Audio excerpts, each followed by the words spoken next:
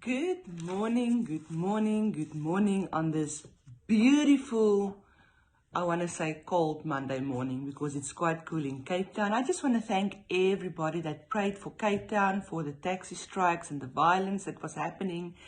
We went through this and we prayed through it, and just God is just so faithful and He's in control of this country, and we know there's a promise over our country and over our city. Keep on praying for revival in Cape Town. Well, it's lovely to be with you this morning and do Keys of Faith with you. I'm excited because Dr. Gustav is back on his way from Asia. Pastor Jaco will return in the middle of the week, and also there's another team from Heal the Land going to America and the UK. We are not stopping. We're a church that's moving, and we have ministries around us that is connected with us, that's moving, and we thank God for what He is doing on the face of the earth. Well, I just want to say that we know that Hebrews 11 verses 1 says, faith is the substance of things hoped for, the evidence of things not seen. And I know it's hard to say, but we need to know it's our substance. And while you are waiting for your miracle to manifest in your life, I want to say to you, don't lose hope. Don't lose hope. While you are waiting for faith to manifest and to bring out of the non-existence into the existence, I want you to know that James 5 verse 16 says, the effective fervent prayer of the righteous man availeth much. While you are waiting, pray. Never stop praying. I love thinking about prayer because Lofdal are built on prayer. We are built on worship. We are built on prayer. We are built on giving, and we will never depart from it because that is the blueprint God has given this ministry. Actually, that's the blueprint God has given everybody, is to pray.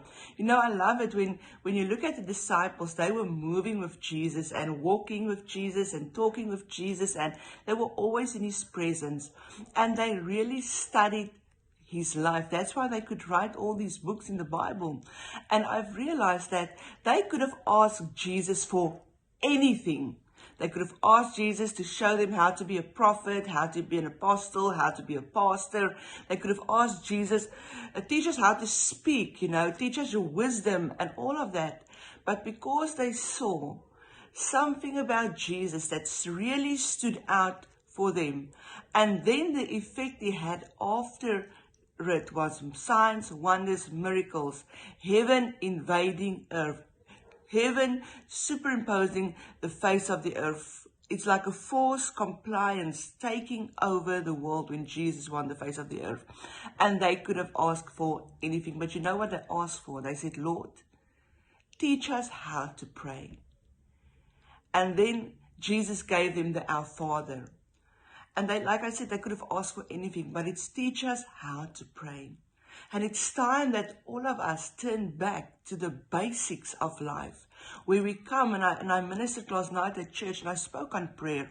I spoke on, our title for this month is losing Satan's grip from your blessing. And how are you going to lose the grip of Satan from your blessing? Through prayer.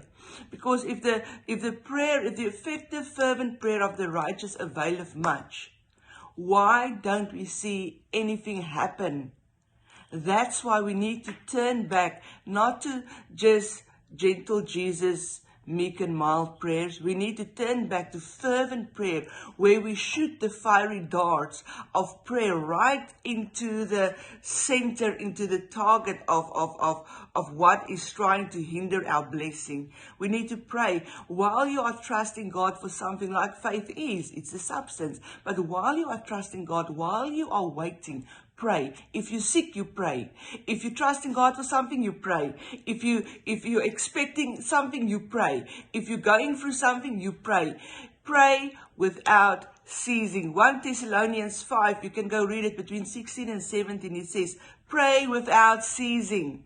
You cannot have a walk or a Christian life or a relationship with Jesus without praying, because praying builds your faith.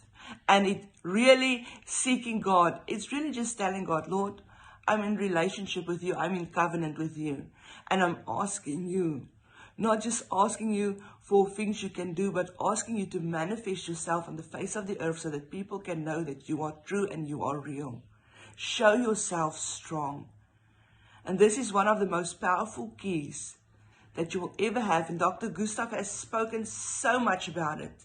And that's your key of prayer. Pray, pray, pray.